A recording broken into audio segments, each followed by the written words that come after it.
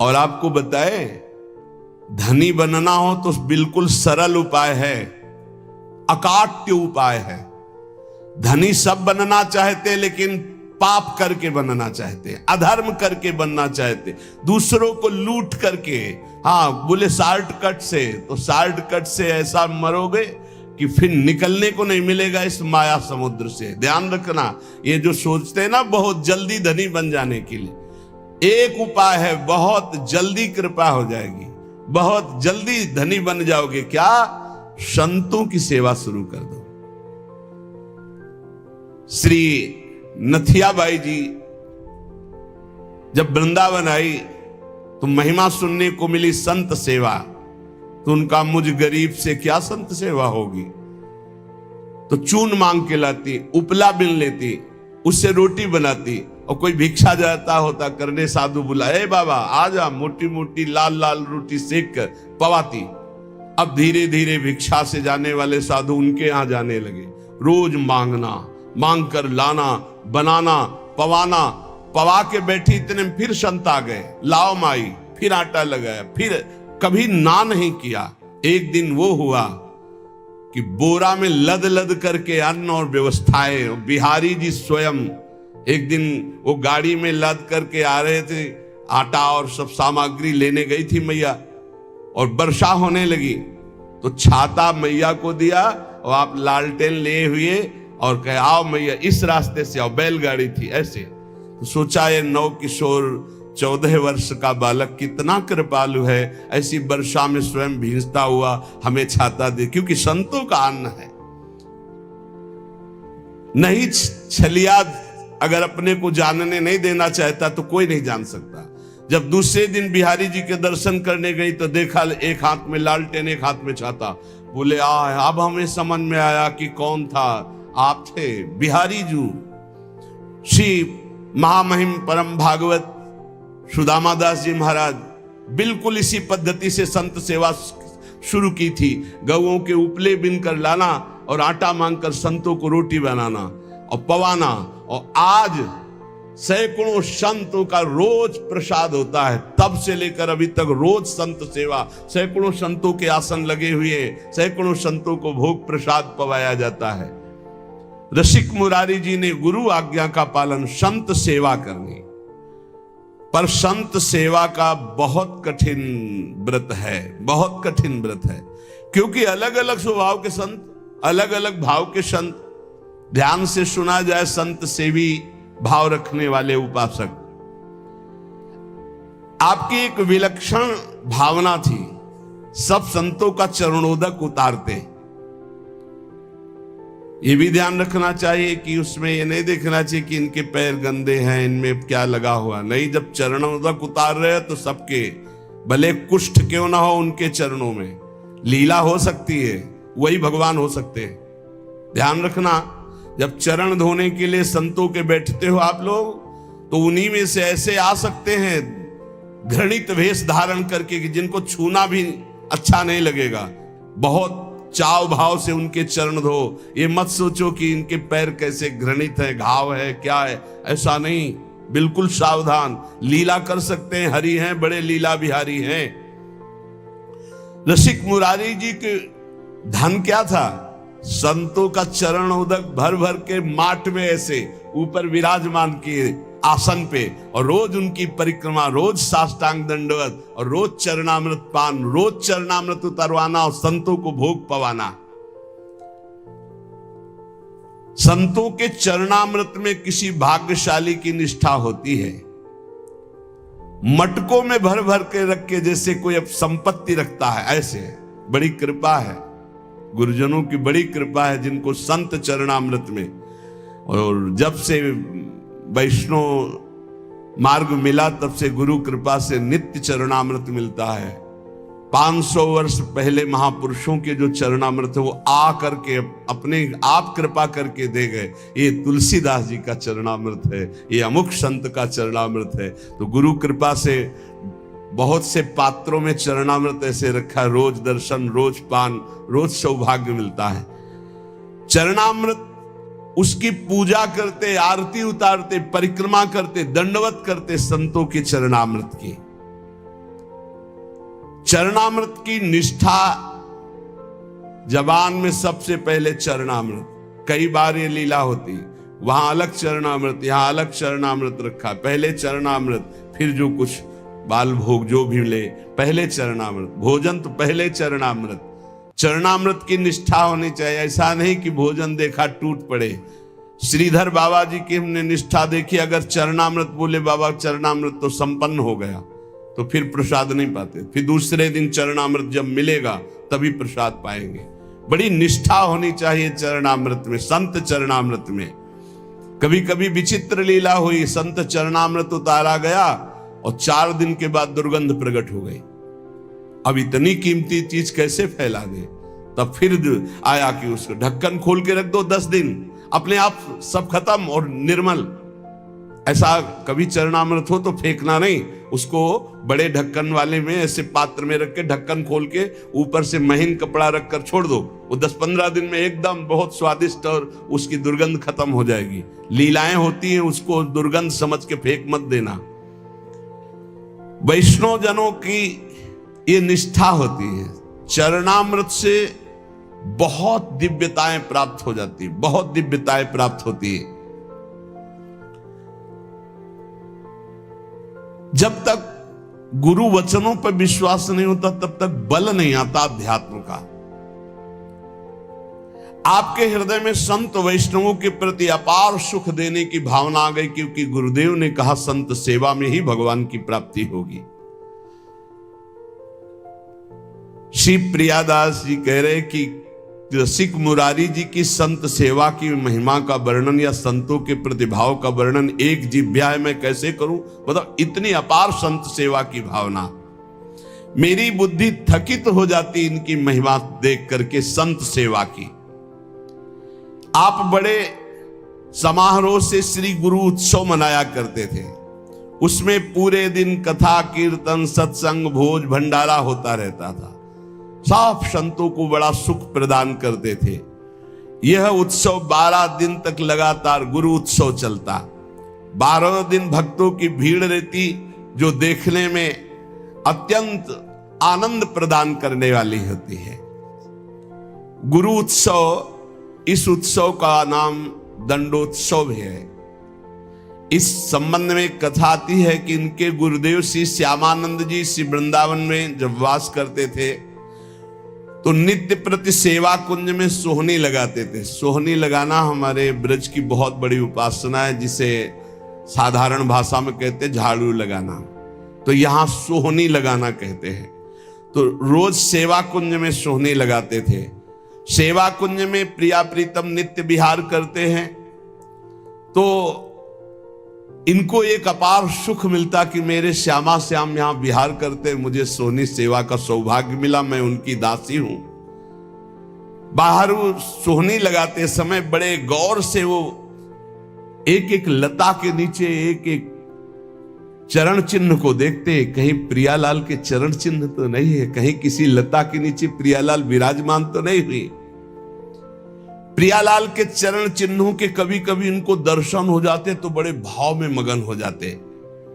कभी कभी युगल चरणारविंद के दर्शन होते। कैसे पहचान होती कि प्रियालाल के चरण चिन्ह? क्योंकि प्रियालाल के चरण में 19 चिन्ह हैं, चरण चिन्ह। सबके साधारण चरण ऐसे, प्रियालाल के चरणों में चरण चिन्ह हैं। उनको देखकर पहचान होती ये युगल सरकार के चरण चिन्ह हैं। बड़े भाव में मगन हो जाते सोहनी लगाते हुए। सेवा कुंज में सोहनी सेवा करते। एक दिन प्रियाजू ने इन्हें दर्शन देने की इच्छा की। सेवा में बड़ी सामर्थ्य, इसीलिए कहते हैं कि वृंदावन में कहीं भी थोड़ी सोहनी लगा दोगे तो तुम्हारे भाग्य में सोहनी लग जाएगी, सब कूड़ा करकट अशुभ प्रारब्ध नष्ट हो जाएगा। श्री जी की इच्छा हुई दर्शन देने की, पर श्री जी सीधे दर्शन नहीं दे सकती। जब तक किसी सखी का कृपा प्रसाद नहीं प्राप्त होगा तो श्री जी इच्छा भी करेंगी तो दर्शन नहीं दे पाएंगे। इसलिए ये आचार्य रूपा सहचरियां, इनकी कृपा पहले प्राप्त होनी चाहिए, तब श्री जी के दर्शन होंगे। नहीं, श्री जी के दर्शन की एक मर्यादा है। बिना सखी के दर्शन के, बिना सखी अनुग्रह के श्री जी का दर्शन, इच्छा हुई श्री जी के दर्शन की तो डायरेक्ट आकर के दर्शन नहीं दिया। अनुग्रहमयी श्री जी ने पहले सखी की अनुकूलता हो, सखी दर्शन दे, तब दर्शन का विधान बने। एक दिन श्री जी ने जानबूझकर अपने श्री चरण का एक नूपुर छोड़ दिया सेवा कुंज में। अब प्रातः काल श्री श्यामानंद जी सोहनी लगाते थे, तो जे ही लगाया तो देखा बड़ा कीमती अद्भुत नूपुर, बड़ा आनंद मिल रहा है। विचार किया किसी नवविवाहिता का होगा, ढूंढने आएगी, दे देंगे। तो अपने अचला की छोर में संत है, बांध कर अपने माथे पे रख के साफा बांध के सोहनी लगाने लगे। सोच रहे थे किसी की बेटी या किसी की नवविवाहिता बहू का ही है, क्योंकि बहुत खोजने आएगा तो देंगे। श्री जी ने अपने आभूषण श्री ललिता जी से कहा कि संभाल करके मंगला के आभूषण रखो। तो उनमें कहा, प्यारी जी आपके एक श्री चरण का नूपुर तो है ही नहीं। जानबूझ के श्री जी ने गिराया था, क्योंकि जब तक सखी कृपा नहीं होगी तब तक श्री जी दर्शन नहीं देंगी। जाओ देखो सेवा कुंज में किसी लता के नीचे कहीं अरज कर तो नहीं गिर गया। ललिता जी ने खोज प्रारंभ की तो देखा श्री श्यामानंद जी वयोवृद्ध सोहनी लगा रहे हैं, राधा राधा सोहनी लगा रहे। ललिता जी ने विचार किया, मैं अपने स्वरूप से जाकर के इनसे मांगूंगी तो अच्छा नहीं रहेगा। तो साधारण वेश में गई और कहने लगी कि बाबा यहां सोहनी लगाते नूपुर तो नहीं मिला, यदि मिला हो तो मुझे दे दीजिए। तुम्हारा तो नूपुर नहीं हो सकता, क्योंकि साधारण वेश में ललिता जी थी। अब मेरा नहीं, मेरी बहू का है, लाओ। नहीं, ऐसे तो मैं नहीं दूंगा। तुम्हारी बहू का है तो पहले वो चरण दिखावें जिसमें वो नूपुर बंधा है, और ठीक हमारे जैसा नूपुर है कि नहीं। वो अगर है अभी दे दूंगा, अगर नहीं दिखाया नहीं दूंगा। अंदर आनंद हो रहा है कि इस नूपुर में कुछ तो है, क्योंकि इसकी खोज हुई है और ये जो हमसे बात कर रहे हैं बड़ा अपार आनंद मिल रहा है, पर ये अपने वेश को छुपाए हुए ये दिव्य है, कोई साधारण नहीं। अरे नाय बाबा तू मुझे दे दे। नहीं नहीं, मैं आपको दे दूं। और थोड़ी देर बाद जिस बहू का गिरा है या जिस बेटी का गिरा है वो आके बोले कि मेरा नूपुर तो हम तुम्हें कहां खोजेंगे। नहीं, हम तभी देंगे जब दूसरे चरण का नूपुर पहना के, तब हमें वो नूपुर वहां, तो ये नूपुर ले उनके चरण में बांध दो। बहुत हट किया ललिता जी ने, नहीं दिया। तब जाकर श्री जी से बात की तो श्री जी ने कहा, सखी अब तो हम ही को चलना होगा, क्योंकि बहुत जिद किए है और श्री जी दर्शन देना चाहती थी, इसलिए ये लीला की। और सखी देखिए रोज मेरी कुंज की सेवा सोहनी सेवा करता है, चलो इसको निहाल करते हैं। देखो कैसी हमारी करुणामयी स्वामिनी, देखो नूपुर भी मिल जाएगा और रोज सोहनी सेवा करता है तो इसका फल भी उसको मिल जाएगा, मेरे दर्शन हो जाएंगे। श्री जी उतावली है दर्शन देने के लिए, इसलिए हमारी स्वामिनी जैसा स्वभाव किसका, सहज स्वभाव पर्यो नवल किशोरी जी को मृदुता दयालुता कृपालुता की राशि है। स्वयं दर्शन का विधान बनाती, अपने नूपुर छोड़ दिए। श्री जी ललिता जी के साथ आई। ललिता जी ने कहा, देखो इनके चरणों की तरफ देखो, वो नूपुर है ना, ऐसा है ना नूपुर, उतारे देख, हाँ साष्टांग चरणों में लौट गए। श्री जी की करुणा देखी, इशारा किया मैं बांधू। श्री जी ने श्री जी के चरणों में नूपुर बांधा और श्री जी ने वरद हस्त श्यामानंद महाप्रभु के मस्तक पर। क्या सौभाग्य! ये कथाएं नहीं है, ये कि सत्य घटनाएं हैं। ये घर है श्री जी का घर। ऐसा न समझो किसी युग की कोई हम कथा कह रहे हैं। ये घर है श्री जी का प्यारे। यहां आज भी श्री जी, कैसे तुम्हें बताए, बस वाणी की सामर्थ्य नहीं, कहा कहो एक जीव सखीरी बात की बात बात। श्री जी दुलार कर रही श्यामानंद, मेरी कुंज की सोहनी लगाने वाली मेरी ये सखी है, दुलार कर रही।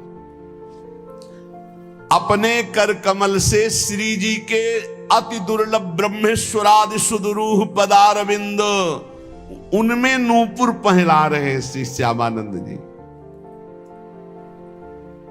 श्री जी बहुत प्रसन्न, लौट गए फिर चरणों में।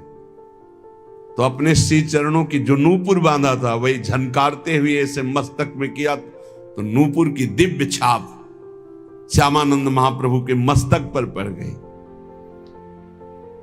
अब तो प्रेम मगन डूबे हुए आए तो उनके गुरुदेव श्री हृदयानंद जी ने देखा। श्यामानंद जी के मस्तक में छाप देख करके कहा कि ये आज कौन सी मस्ती है, और ये संप्रदाय के विरुद्ध छाप कैसी लगा ली। नूपुर की और ऊपर से रज, तो वैसे चिन्ह बल गए। ये मनमुखी मस्तक पर छाप कैसी, जो हमने दी वो तो नहीं लगाई।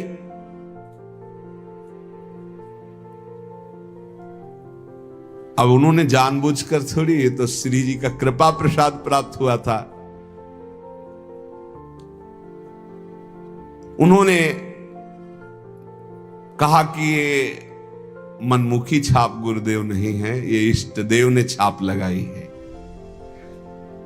डांट करके कहा नहीं नहीं, ऐसा लगता है, देखो ध्यान से समझने की बात है कि भला श्री जी ऐसे कैसे। देखो बड़े यहां रहस्य की बात है। यदि दैन्य होकर आप भगवत आराधना में हो तो गुरु को भी पता नहीं लग सकता, ऐसी शिष्य की ऊंचाई हो सकती है। शिष्य की ऐसी ऊंचाई हो सकती कि गुरु को भी पता नहीं लग सकता। ध्यान रखो, बड़ा विचित्र ये खेल है। दैन्यता से नाभाजी सेवा में लगे हैं तो अग्रदेवाचार्य की जहां स्थिति मानसिक सेवा में, वहां वो तो विचार में लगे, वो पंखा से हटा दिया जो जहाज डूब रहा था सेवक का, उसको। कितना बड़ा महान ये बात है। शिष्य की मानसिक स्थिति गुरु को पता हो, ये कोई बड़ी बात नहीं, लेकिन गुरु की मानसिक स्थिति में शिष्य का प्रवेश हो जाना ये बहुत बड़ी बात है। हृदयानंद जी ने सोचा ये बहाना बना रहा है, डांट कर का इसे शीघ्र धो डालो, जो आज्ञा। श्यामानंद जी ने बहुत धोया, रगड़ रगड़ के, छाप नहीं छूटी। श्री जी की लगाई हुई चिदानंद छाप कैसे छूट सकती। हृदयानंद जी ने तो यह अर्थ लगाया कि इन्होंने ठीक से धोया नहीं, अतः स्वयं बोले इधर आओ, और रगड़ रगड़ के इतना घसा कि मस्तक से रक्त निकलने लगा, पर छाप नहीं छूटी। तब वो सहम गए और कहा सत्य, श्री जी की छाप लगाई हुई है। तो उनका हां गुरुदेव, उनका धन्य है, तुम्हारा जीवन धन्य है। विश्वास हो गया कि श्री जी ने तुम्हें स्वीकार कर लिया है। जो वैष्णव जन और सब थे बोले धन्य है। धनी तो सब बनना चाहते हैं, परंतु अधिकांश लोग अधर्म के रास्ते पर चलकर बनते हैं और बनना चाहते हैं।